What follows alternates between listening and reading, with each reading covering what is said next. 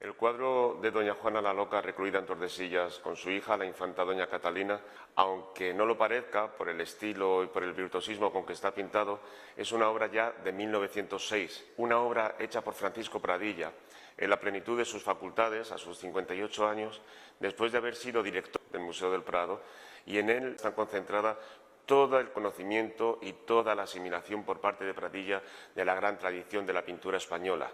Es una de las obras más exquisitas salidas de los pinceles de Pradilla que compramos en el museo en torno a 1990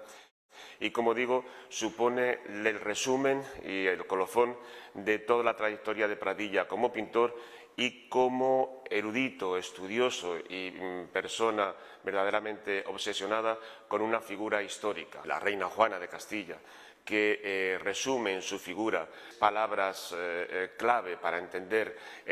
la interpretación romántica por parte de los pintores españoles del siglo XIX del gran género histórico, puesto que en ella confluyen el amor, el honor, la muerte y la locura. Realmente fascinó a Francisco Pradilla desde su juventud y a partir de ese gran triunfo con esa primera medalla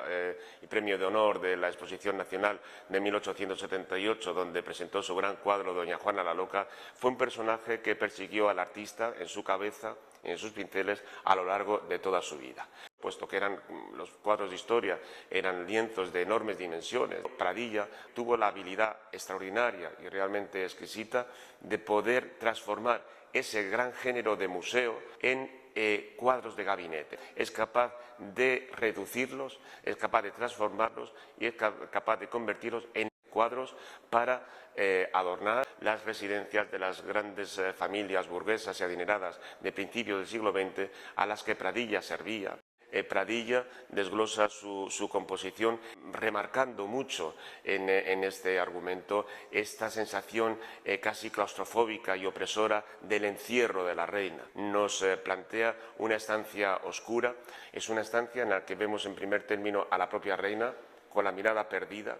por su enajenación mental al no quererse separar del féretro de su esposo. No es capaz de atender los requerimientos de su hija, que se le acerca en el regazo para llamar su atención, pero la reina está a otra cosa, está pensando en su marido muerto, mientras en el fondo de la estancia, ya sumidas en la penumbra, vemos a dos damas de su corte. Los ojos del espectador van moviéndose a lo largo de la estancia hasta detenerse, por ejemplo, en el fondo de la chimenea, donde arde un fuego que da un poco de luz al resto de la estancia, también da calor a las personas que allí están, y en el que se arremolina un pequeño gato. Si los ojos del espectador van recorriendo la estancia a través de ese suelo típicamente castellano de las losetas de terracota, se nos van los ojos donde hay una reja, donde parece que está establecida allí una capilla y podemos ver unas pinturas románicas, ¿no? Un pantocrátor. Si miramos hacia la izquierda de la estancia,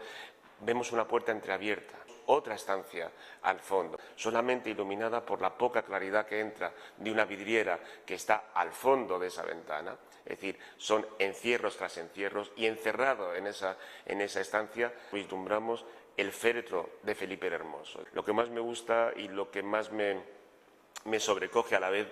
es un detalle en el que Pradilla también da toda la clave sentimental del cuadro, ¿no? Y son los pequeños juguetes que están en el primer término de la composición. Juguetes que están tirados en el suelo, juguetes que tienen un diseño precioso y que ya no satisfacen el entretenimiento de la niña que intenta buscar la ayuda y la atención de su propia madre, ¿no? Realmente este modo de interpretar la pintura de historia, marcando y subrayando los elementos más sentimentales por un lado y por el otro siendo extraordinariamente virtuoso, es especial y muy elocuente.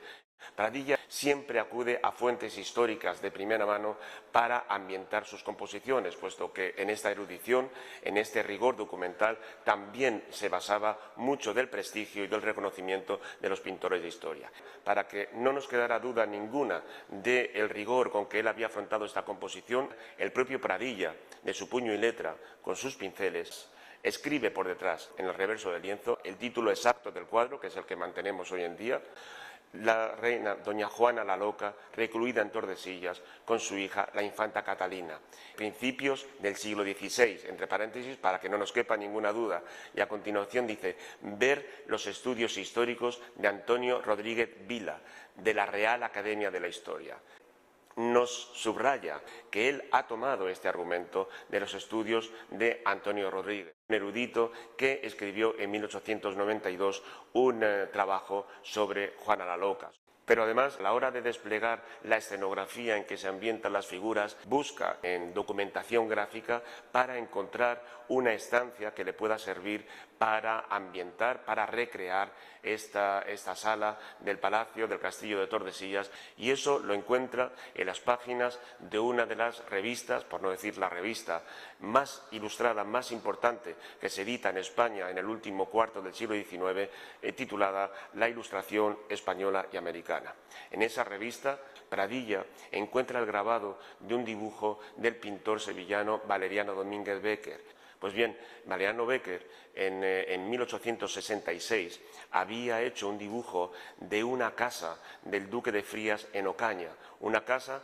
que en su cocina tenía en el fondo una maravillosa y monumental chimenea gótica, exactamente con la misma escenografía que luego Pradilla reproduce en este cuadro, y que realmente supone una de las claves del acierto y del exquisito atractivo de esta pintura, de la que Pradilla resume aquí su trayectoria, primero como pintor, segundo como director de este museo, y tercero como aprendiz, como tantos y tantos otros artistas a lo largo del siglo XIX en las salas del propio Museo del Prado.